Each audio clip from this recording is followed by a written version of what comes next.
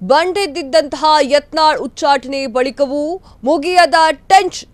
ರಾಜ್ಯ ಬಿಜೆಪಿ ಪಾಳ್ಯದಲ್ಲಿ ತೆರೆಮರೆಯಲ್ಲೇ ನಡೀತಿದೆ ಸಭೆ. ಬಿಜೆಪಿಯಿಂದ ಉಚ್ಚಾಟನೆ ಬಳಿಕ ಶಾಸಕ ಯತ್ನಾಳ್ಗೆ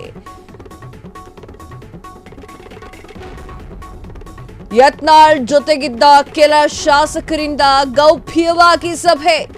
ಪ್ರತ್ಯೇಕವಾಗಿ ಸಭೆ ನಡೆಸುತ್ತಿರುವಂತಹ ಭಿನ್ನಮತೀಯ ಗುಂಪು. ಈಗಾಗಲೇ ಘಟಾನುಘಟಿ ನಾಯಕರ ನಡುವೆ ಮನಸ್ತಾಪ ವಿಜಯೇಂದ್ರಗೆ ರಾಜ್ಯಾಧ್ಯಕ್ಷ ಪಟ್ಟ ಕೊಟ್ಟಿದ್ದಾರಂತ ಹೇಳಿ ಅಸಮಾಧಾನ. ವಿಜಯೇಂದ್ರ ಕರೆದಿದ್ದಂತಹ ಬೆಲೆ ಏರಿಕೆ ಸಭೆಗೂ ಗೈರಾಗಿದ್ದಂತಹ ಅಶೋಕ್.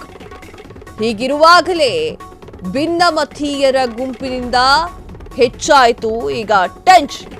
ಎಸ್, ಬಸನಗೌಡ ಪಾಟೀಲ್ ಯತ್ನಾಳ್ ಅವರನ್ನ ಬಿಜೆಪಿ ಹೈಕಮಾಂಡ್ 6 ವರ್ಷಗಳ ಕಾಲ ಉಚ್ಚಾಟನೆಯನ್ನ ಮಾಡಿತ್ತು. ಈ ವಿಚಾರಗಳು ಕೂಡ ಸಾಕಷ್ಟು ಚರ್ಚೆಗೀಡಾಗಿತ್ತು. ಈಗ ರಾಜ್ಯ ಬಿಜೆಪಿ ಪಾಳ್ಯದಲ್ಲಿ ಮತ್ತೊಂದು ಚರ್ಚೆ ಶುರುವಾಗಿದೆ. ಬಂಡೆದ್ದಿದ್ದಂತಹ ಯತ್ನಾಳ್ ಅವರ ಉಚ್ಚಾಟನೆಯ ಬಳಿಕವೂ ಕೂಡ ಟೆನ್ಷನ್ ಮುಗ್ದಿಲ್ಲ. ರಾಜ್ಯ ಬಿಜೆಪಿ ಪಾಳ್ಯದಲ್ಲಿ ತೆರೆಮರೆಯಲ್ಲಿ ಇನ್ನೂ ಕೂಡ ಗುಸುಗುಸು ಪಿಸುಪಿಸು ನಡೀತಾ ಇದೆ. ಬಿಜೆಪಿಯಿಂದ ಉಚ್ಚಾಟನೆ ಆದ ಮೇಲೆ ಯತ್ನಾಳ್ ಅವರ ಆಕ್ರೋಶ ಮುಗಿಲು ಮುಟ್ಟಿದೆ ಅಂತ ಹೇಳಿದ್ರೆ ತಪ್ಪಾಗಲ್ಲ. ಪ್ರತಿ ಸಲವೂ ಅಪ್ಪ ಮಗನ ಬಗ್ಗೆ ಮಾತನಾಡ್ತಾ ಇದ್ದಾರೆ ಯತ್ನಾಳ್ ಅವರು. ಎಲ್ಲೇ ಹೋದ್ರು ವಿಜಯೇಂದ್ರ ಹಾಗೂ ಯಡಿಯೂರಪ್ಪ ಅವರ ಮಾತುಗಳನ್ನ, ಹಳೆ ಕಥೆಗಳನ್ನ ಕೆದಕೊಂಡು ಹೊಸ ಬಾಂಬ್ ಅನ್ನ ಹಾಕ್ತಾ ಇದ್ದಾರೆ ಯತ್ನಾಳ್ ಅವರು. ಯತ್ನಾಳ್ ಜೊತೆಗಿದ್ದಂತಹ ಕೆಲ ಶಾಸಕರಿಂದ ಗೌಪ್ಯವಾಗಿ ಸಭೆ ಕೂಡ ನಡೀತಾ ಇದೆ. ಎಲ್ಲೂ ಕೂಡ ಯಾರೂ ಬಿಜೆಪಿಯ ಬಗ್ಗೆ ಮಾತನಾಡಬಾರದು ಅಂತ ಹೇಳಿ ನೋಟಿಸ್ ಕೂಡ ಕೊಡಲಾಗಿದೆ. ಆದರೂ ಕೂಡ ಈಗ ಸ್ಟಾಪ್ ಆಗಿದೆ. ಆಗ ನಡೀತಾ ಇತ್ತು, ಪ್ರತ್ಯೇಕವಾದ ಸಭೆಯನ್ನ ನಡೆಸ್ತಾ ಇದ್ದಾರೆ ಭಿನ್ನಮತೀಯ ಗುಂಪು. ಅದು ಕೂಡ ಗೌಪ್ಯವಾಗಿ.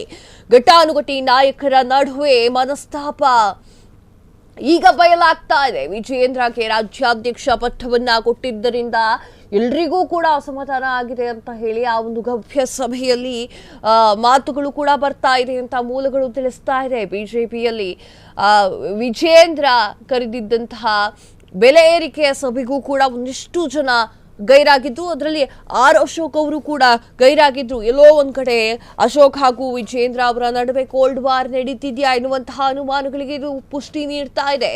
ಹೀಗಿರುವಾಗಲೇ ಭಿನ್ನಮತೀಯರ ಗುಂಪಿನಿಂದ ಹೆಚ್ಚಾಗಿ ಟೆನ್ಷನ್ ಆಗ್ತಾ ಇದೆ.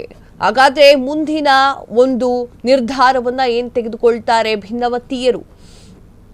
ವಿಜಯೇಂದ್ರಗೆ ಮತ್ತೇನಾದ್ರೂ ಸಂಕಷ್ಟ ಬರುತ್ತಾ? ಯತ್ನಾಳ್ ಅವರು ಇನ್ನೂ ಕೂಡ ಸ್ಟಾಪ್ ಮಾಡಿಲ್ಲ. ಯತ್ನಾಳ್ ಅವರು ಇನ್ನೂ ಕೂಡ ಸ್ಟಾಪ್ ಮಾಡಿಲ್ಲ, ಹಾಗೂ ಯಾವತ್ತೂ ಕೂಡ ಅವ್ರು ಸ್ಟಾಪ್ ಮಾಡಲ್ಲ ಅನ್ಸುತ್ತೆ. ಯಾವುದನ್ನ ಅಂತಂದ್ರೆ ವಿಜಯೇಂದ್ರ ಹಾಗೂ ಯಡಿಯೂರಪ್ಪ ಅವರ ಬಗ್ಗೆ ಮಾತನಾಡೋದನ್ನ, ಹೊಸ ಬಾಂಬನ್ನ ಹಾಕ್ತಾ ಇದ್ದಾರೆ, ಹಳೆ ಕಥೆಯನ್ನ ಕಿದಕ್ತಾ ಇದ್ದಾರೆ. ಆದರೂ ಕೂಡ ವಿಜಯೇಂದ್ರ ಹಾಗೂ ಯಡಿಯೂರಪ್ಪ ಅವರು ಇದ್ರ ಬಗ್ಗೆ ಏನು ತಲೆ ಕೆಡಿಸ್ಕೊಳ್ತಾ ಇಲ್ಲ. ಯತ್ನಾಳ್ ಅವರಿಗೆ ಇದೊಂದು ಸುಲಭ ಮಾರ್ಗ ಆಗ್ಬಿಟ್ಟಿದ್ಯಾ ಎನ್ನುವಂತಹ ಅನುಮಾನಗಳು ಕೂಡ ಸಾರ್ವಜನಿಕ ವಲಯದಲ್ಲಿ ಚರ್ಚೆ ಆಗ್ತಾ ಇದೆ. ಈಗ ಭಿನ್ನಮತೀಯರ ಒಂದು ಗೌಪ್ಯ ಸಭೆ ವಿಜಯೇಂದ್ರ ಅವರನ್ನ ಹೆದರಿಸುವಂತಹ ಒಂದು ಟ್ರಿಕ್ಕಾ ಎನ್ನುವಂತಹ ಪ್ರಶ್ನೆ ಸಾರ್ವಜನಿಕ ವಲಯದಲ್ಲಿ ಚರ್ಚೆ ಆಗ್ತಾ ಇದೆ.